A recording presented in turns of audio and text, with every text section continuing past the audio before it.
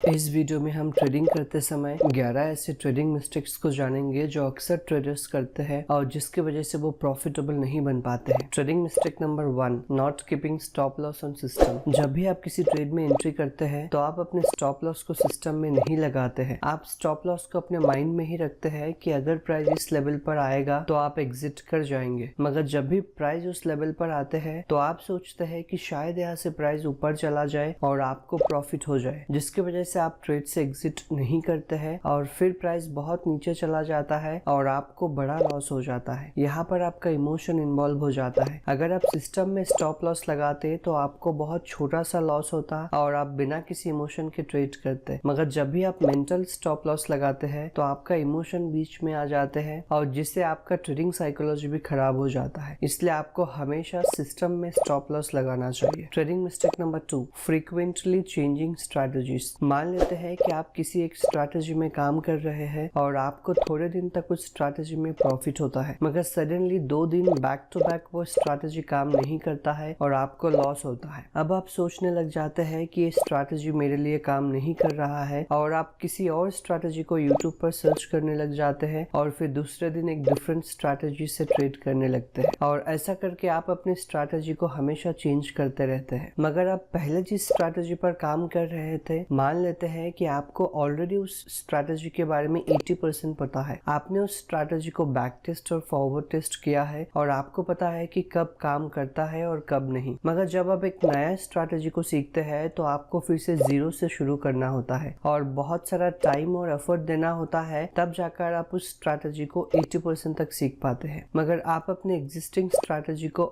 Already 80% सीख चुके हैं। अगर आप स्ट्रैटेजी को चेंज करने के बजाय उस स्ट्रैटेजी में क्या गलतियां हुआ है उसे एनालाइज करके ठीक करेंगे तो हो सकता है कि उस स्ट्रैटेजी की एक्यूरेसी और बढ़ जाए और आपकी स्ट्रैटेजी में प्रॉफिटेबल होने के चांसेस और बढ़ जाए। इसलिए आपको एक नए स्ट्रैटेजी सीखने की बजाय अपने एग्जिस्टिंग स्ट्रैटेजी को ही और इम्प्रूव करना चाहिए, जिससे आपके प्रॉफिटेबल होने के चांसेस और बढ़ जाते हैं। Trading mistake number 3, FOMO trading. मान लेते हैं कि आप किसी स्टॉक को ट्रैक करते जा रहे हैं और ये स्टॉक एक इंपॉर्टेंट रेजिस्टेंस पर ट्रेड कर रहा है। अब सडनली एक बड़ी ग्रीन कैंडल से प्राइस इस रेजिस्टेंस को ब्रेक करता है और आपको लगने लगता है कि कहीं ये मूव आपसे मिस ना हो जाए और मार्केट यहाँ से ऊपर ना चला जाए और आप फोमो यानी कि फियर ऑफ मिसिंग आउट में आकर रनिंग कैंडल में ही ट्रेड एंट्री करते हैं और आपकी ट्रेड एंट्री करते ही ये कैंडल इस रेजिस्टेंस के नीचे क्लोज करता है और आपका स्टॉप लॉस हिट हो जाता है, जिससे आपको लॉस हो जाता है। इसलिए आपको कभी भी फियर ऑफ मिसिंग आउट यानी कि फोमो में आकर ट्रेड में एंट्री नहीं करनी चाहिए। आपको हमेशा अपने सेटअप के अकॉर्डिंग ही ट्रेड करनी चाहिए, जिससे आपके प्रॉफिटेबल होने के चांसेस बढ़ जाते हैं। Trading mistake number 4, oversized position. मान लेते हैं कि आप एक इंट्राडे ट्रेडर है और आप 50,000 के कैपिटल से ट्रेड करते हैं। अब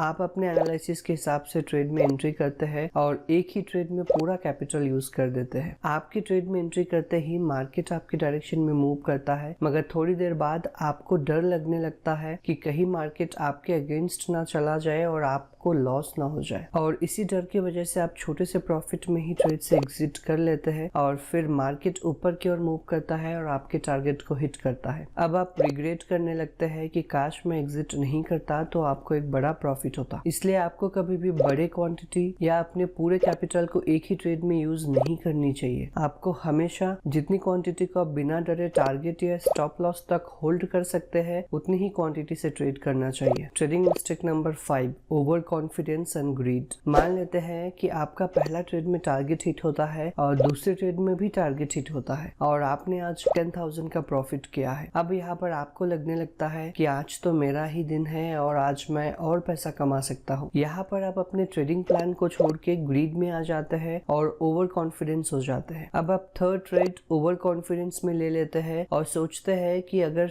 इस ट्रेड में भी प्रॉफिट होगी तो आज मेरा बहुत बड़ा प्रॉफिट हो जाएगा, और थर्ड ट्रेड में आपका लॉस हो जाता है और अब आप ओनली 5,000 के प्रॉफिट में होते हैं। अब आप में ग्रीड आ जाता है कि मैंने ऑलरेडी 10,000 का प्रॉफिट किया था, मैं 5,000 प्रॉफिट लेकर घर नहीं जाऊंगा, और सोचते हैं कि जब भी आपको फिर से 10,000 का प्रॉफिट हो जाएगा तो आप सिस्टम को बंद कर देंगे। इसलिए आप और भी ट्रेड लेते हैं, जिससे आप प्रॉफिट से ब्रेक इवन पर आ जाते हैं और फिर लॉस पर आ जाते हैं, और जिस दिन आपको 10,000 का प्रॉफिट होना चाहिए था उस दिन आप लॉस पर क्लोज करते हैं, क्योंकि आपके अंदर ग्रीड या ओवर कॉन्फिडेंस आ जाता है। इसलिए अगर आपको एक बार अच्छा प्रॉफिट हो जाए तो आपको हमेशा उस दिन और ट्रेड नहीं करनी चाहिए। Trading mistake number 6, over trading. Trading में ऐसा बहुत बार होता है कि डे के स्टार्टिंग में आपका एनालिसिस बहुत अच्छा होता है और आप एक अच्छे प्रॉफिट में होते हैं, मगर आफ्टरनून होते होते आपका प्रॉफिट लॉस में आ जाता है और आप उस लॉस को रिकवर करने के लिए और भी ट्रेड्स लेते हैं। जबकि मार्केट आपके ट्रेडिंग सेटअप के अकॉर्डिंग नहीं मूव करता है, फिर भी आप रैंडम ट्रेड्स लेते हैं और अपने लॉस को रिकवर करने की कोशिश करते हैं, जिससे आप अपने लॉस को बहुत बड़ा कर लेते हैं। इसलिए अगर आपको किसी दिन लॉस होता है तो उस दिन छोटा सा लॉस लेकर आपको ट्रेडिंग बंद कर देनी चाहिए। अगर आप अपने ओवर ट्रेडिंग को कंट्रोल नहीं कर पा रहे हैं तो आपको हमेशा दोपहर के 1 या 1:30 बजे के बाद ही ट्रेड करना चाहिए, क्योंकि अगर आप 1 या 1:30 के बाद ट्रेड करेंगे तो आपको 1 से 2 सेटअप मिलते मिलते 3 बज जाएगा और उसके बाद मार्केट क्लोज हो जाएगा, तो आप चाहकर भी ओवर ट्रेडिंग नहीं कर पाएंगे। Trading mistake number 7, revenge trading. मान लेते हैं कि आप बैंक निफ्टी में ट्रेड कर रहे हैं और आपके पहले ट्रेड में 1000 का लॉस हो जाता है। फिर आप सेकंड ट्रेड लेते हैं और सेकंड ट्रेड में भी आपका स्टॉप लॉस हिट हो जाता है और आपका लॉस बढ़कर 2000 हो जाता है। अब यहाँ पर आपका ईगो हर्ट हो जाता है और आप डिसाइड कर लेते हैं कि अब मैं इस बैंक निफ्टी से ही प्रॉफिट कमा कर जाऊंगा। आपको क्लियरली दिखता है कि बैंक निफ्टी साइडवेज है और आपकी ट्रेडिंग के सेटअप के अकॉर्डिंग नहीं चल रहा है, फिर भी आप उसमें डबल क्वांटिटी से ट्रेड एंट्री करते हैं और अपने लॉस को बड़ा कर लेते हैं। यहाँ पर आप ईगो या रिवेंज ट्रेडिंग करने लगते हैं, जिससे आपका लॉस बहुत बड़ा हो जाता है। इसलिए आपको कभी भी रिवेंज ट्रेडिंग नहीं करनी चाहिए। अगर आज मार्केट आपके सेटअप के अकॉर्डिंग नहीं चल रहा है तो आपको आज ट्रेडिंग बंद कर देनी चाहिए। Trading mistake number 8, not having patience. Trading करते समय ऐसे बहुत बार होता है कि मार्केट कंप्लीटली साइडवेज होती है और बहुत समय तक साइडवेज होती है और आपके अकाउंट्स में पैसा होता है, तो आप सोचते हैं कि चलो कोई तो ट्रेड ले लेते हैं, क्योंकि आप खाली बैठे होते हैं और बोर होते हैं। इसलिए आप बिना किसी ट्रेड सेटअप के ट्रेड में एंट्री कर लेते हैं, जबकि आपको पता है कि आज मार्केट साइडवेज है, और फिर आप लॉस कर लेते हैं, क्योंकि आपके पास पेशेंस नहीं होता है कि आप अपने सेटअप के लिए वेट करें और आप बिना किसी सेटअप के फोर्सफुली ट्रेड ले लेते हैं और लॉस करते हैं। इसलिए ट्रेडिंग में पेशेंस का होना बहुत जरूरी है और आपको हमेशा अपने ट्रेडिंग सेटअप के लिए पेशेंटली वेट करनी चाहिए, तभी जाकर आप एक प्रॉफिटेबल ट्रेडर बन सकते हैं। Trading mistake number 9, averaging down करना। मान लेते हैं कि आपने किसी ऑप्शन को 100 रुपीज पर 100 क्वांटिटी खरीदा है और आपका स्टॉप लॉस 80 रुपीज पर रखा है, पर आपके एंट्री करते ही प्राइस नीचे आने लगता है और 80 पर आ जाता है। आपको 80 पर एग्जिट कर जाना चाहिए था, पर एग्जिट करने के बजाय आप और 100 क्वांटिटी बाई कर लेते हैं, क्योंकि आपको 100 का ऑप्शन अब 80 रुपीज में मिल रहा है, मतलब सस्ता मिल रहा है और आपको ये भी लगता है कि प्राइस यहाँ से ऊपर जाएगा। यहाँ पर आप सोचते हैं कि जब भी प्राइस एटलीस्ट 90 पर आ जाएगा तो जितना भी लॉस हुआ है वो ब्रेक इवन पर आ जाएगा, तो आप एग्जिट कर लेंगे और आपने लॉस मेकिंग ट्रेड में और क्वांटिटी ऐड कर देते हैं और जब प्राइस नीचे गिरता है तो आपको बहुत बड़ा लॉस हो जाता है। इसलिए आपको कभी भी लूजिंग ट्रेड में एवरेजिंग नहीं करनी चाहिए। Trading mistake number 10, hope trading. मान लेते हैं कि आप किसी स्टॉक को 100 रुपीज में 100 क्वांटिटी खरीदा है और आपने अपना स्टॉप लॉस 90 पर रखा है। अनफॉर्चुनेटली वो स्टॉक नीचे गिरना शुरू हो जाता है और 92 पर पहुंच जाता है। अब यहाँ पर आपको होप आती है, आपको लगता है कि शायद यहाँ से स्टॉक रिवर्स कर जाएगा, इसलिए आप अपने स्टॉप लॉस को और नीचे 80 पर ले जाते हैं, इस होप में कि यहाँ से शायद रिवर्सल कर जाए और वापस प्रॉफिट आ जाए, और फिर आपका स्टॉप लॉस हिट हो जाता है और बड़ा लॉस हो जाता है। जहाँ पर आपको सिर्फ 1000 रुपए का लॉस होना चाहिए था, वहाँ पर आपका 2000 रुपए का लॉस होता है केवल होप की वजह से। इसलिए अगर मार्केट आपके अगेंस्ट मूव करता है तो आपको स्टॉप लॉस लेकर नेक्स्ट अपॉर्चुनिटी के लिए वेट करनी चाहिए और आपको कभी भी होप में ट्रेडिंग नहीं करनी चाहिए। Trading mistake number 11, not able to accept losses. मान लेते हैं कि आपने किसी ट्रेड में एंट्री लिया है और जब भी प्राइस आपके डायरेक्शन में मूव करने लगता है तो आप कैलकुलेट करने लग जाते हैं कि अगर आपका टारगेट हिट हो जाता है तो आप कितना प्रॉफिट कमाएंगे, और अचानक से प्राइस आपके अगेंस्ट मूव करना स्टार्ट हो जाता है और आपके स्टॉप लॉस के पास आ जाता है। अब आप अपना स्टॉप लॉस को और नीचे ले जाते हैं और प्राइस फिर से आपके स्टॉप लॉस के पास आ जाती है। अब आप तब तक ट्रेड से एग्जिट नहीं करते हैं जब तक आपको ना लगे कि बस